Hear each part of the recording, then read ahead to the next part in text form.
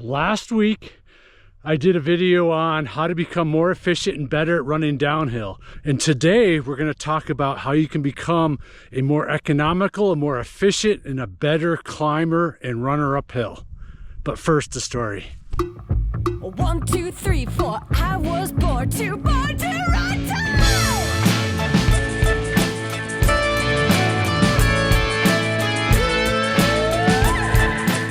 easy, light, smooth, fast.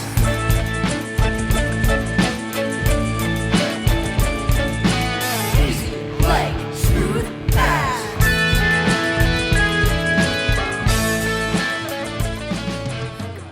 Hey team, Coach Eric Orton back at you with another video.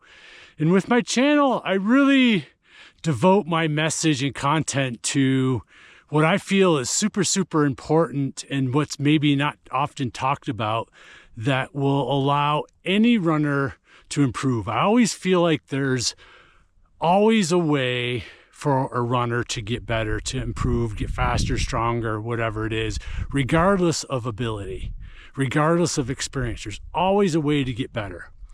And what I want to talk about today is that division between ability or genetics in this case, and what is trainable for any athlete, any runner.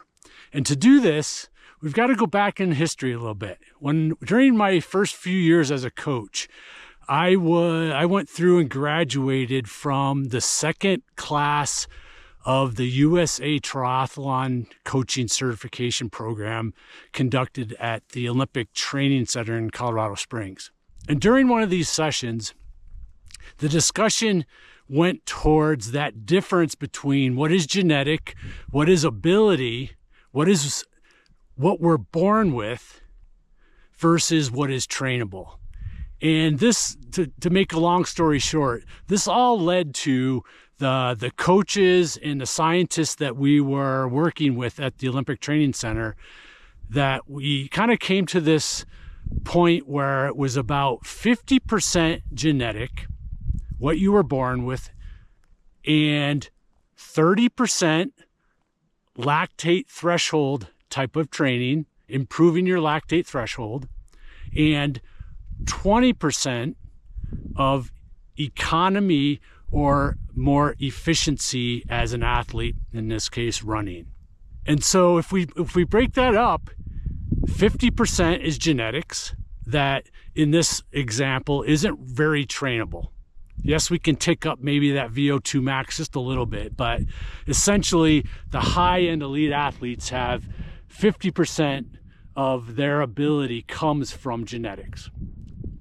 No different for us. Let's work with this example. And then again, 30% lactate threshold, 20% economy and efficiency. So that 30% and 20% makes up half of our overall performance potential that is trainable. So half of what we can do is trainable.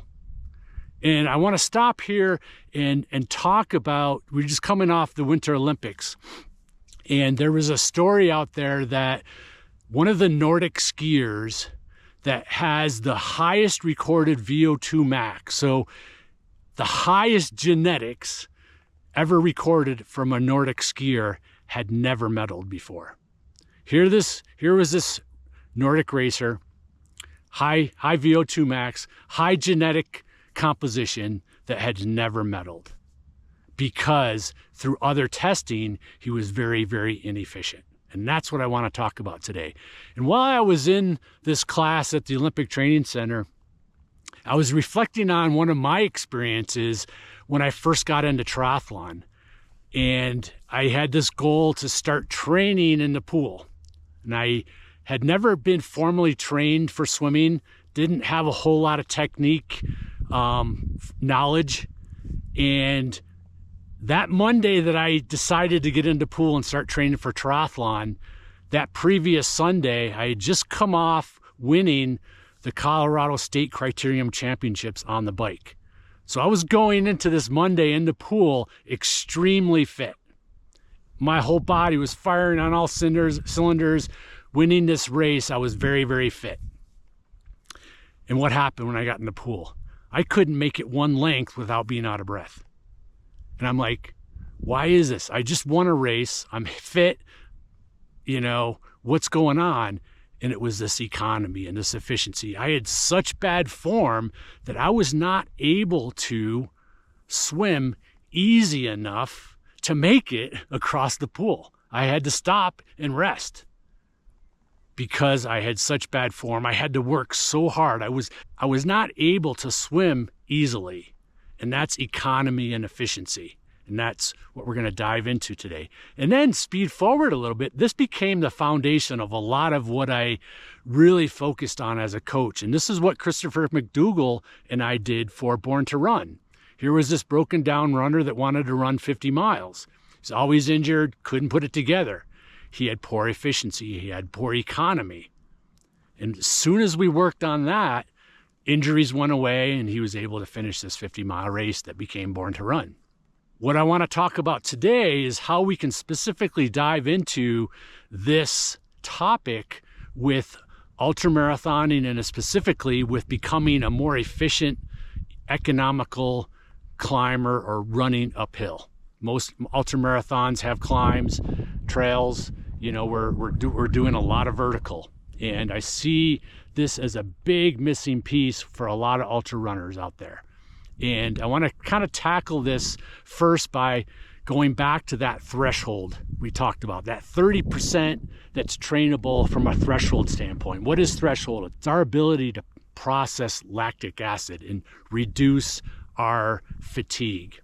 So in a way, by training our lactate threshold, this is also leading to becoming more efficient and economical.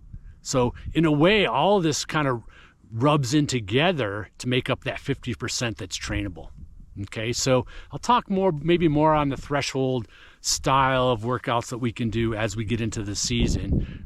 Maybe a lot of you are already used to doing that, and that's where maybe heart rate training really comes in with hill running and ultra training. But what I want to dive into is how do you become more efficient, more economical running uphill? It's early season for me.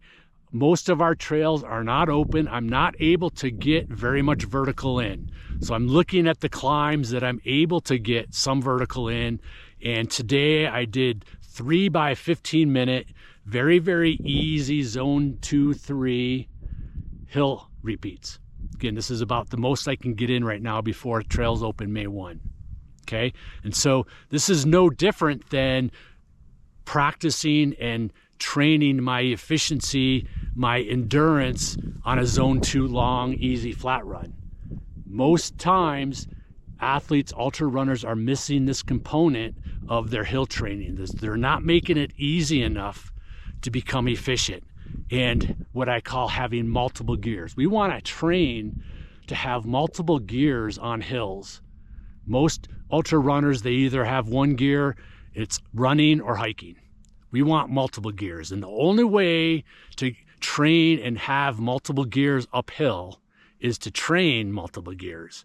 And so today I'm training my first gear, that easy gear. Okay, and I want to work on 3 things that you can start to focus on. And one, it's our arms and our torso. While I was drinking my coffee today, I was watching a clip on Instagram about a shoe brand's early season spring training camp they had for their athletes training for the Golden Trail Series. So a sub-ultra, very fast style of racing on trails and mountains. And the clip was, it looked like they were doing very, very intense, by their wording, hill repeats. I'm imagining it was, maybe 2 to 4 minutes in length, VO2 max style.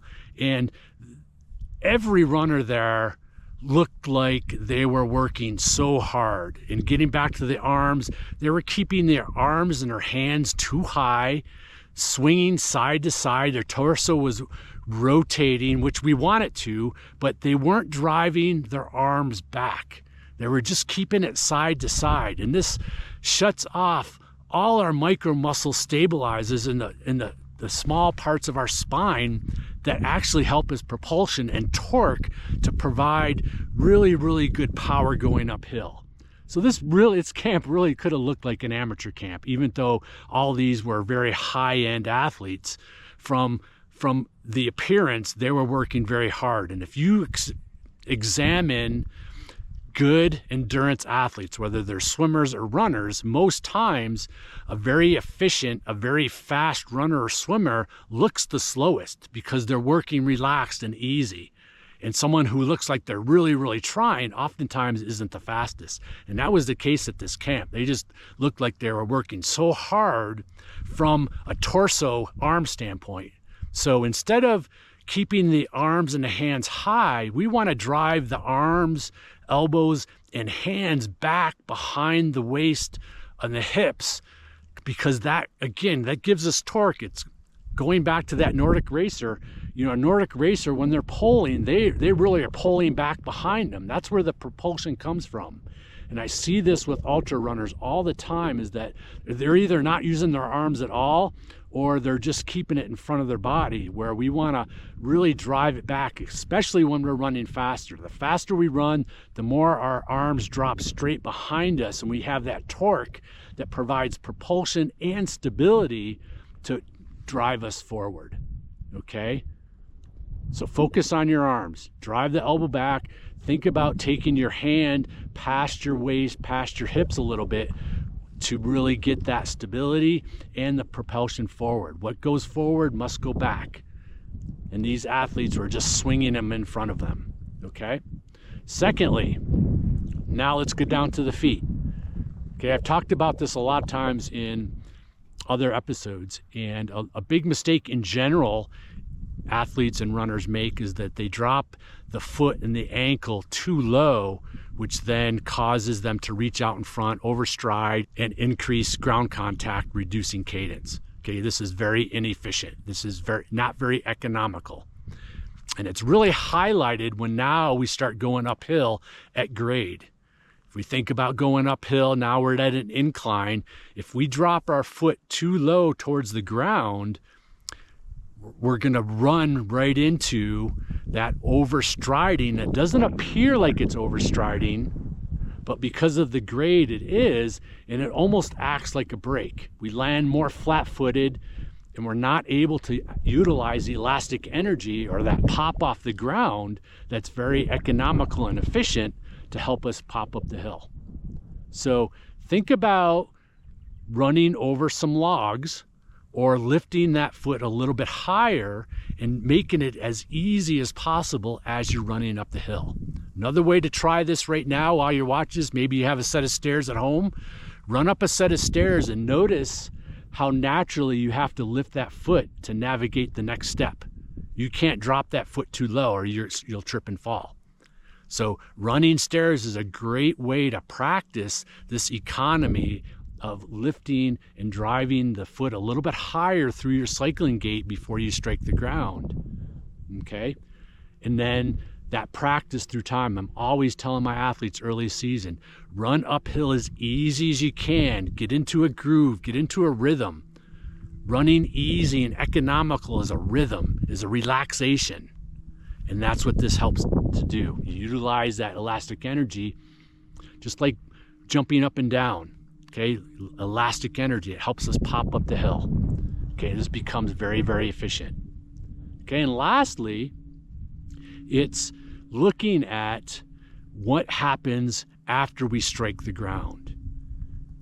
And again, a big mistake runners make running uphill, especially when they go to maybe run a little bit harder uphill, is they focus on landing and then pointing the toe and really flexing that ankle to push off to go uphill. And what does this do? It reduces our cadence, makes our cadence slower, which creates more ground contact, which is a bad thing. It causes the knee to go forward, okay? Again, now we're just adding to our ground contact time. Everything goes awry here. And that pushing off with the ankle and pointing the toe is not very strong. Okay, it's inefficient. We want to land and keep that ankle relaxed and dorsiflexed and utilize our elastic energy to pop up the hill like I mentioned. So practice avoiding pushing off with your ankle to go uphill, to propel yourself. Let the elastic energy happen. Let the natural elastic rubber bands in your body help you pop up the hill rather than forcing and pushing with your ankle. That again is not very efficient, creates more fatigue, and is not very strong. Okay. All right, so try this again. This is a lot of what I teach is neuromuscular. It's going to take practice, okay? But 50% of your ability can be gained through working on things like this. That takes place through time. And the great thing, even though it does take time, that means you can get better at it for a really, really long time. And that's really inspiring for how if we're getting older, we're all getting older, our ability, our background in the sport, it's just very, very motivating that there's always something that we can do to get better, get stronger, get faster, get more resilient. Okay? So, all right, work on creating multiple gears for your ultra marathoning. You're running uphill. All right, over and out from my secret hill. Kind of south, I'm gonna call this South Park. Give you guys a little hint. South Park, South Jackson Hole, Born to Run World. See you guys next time.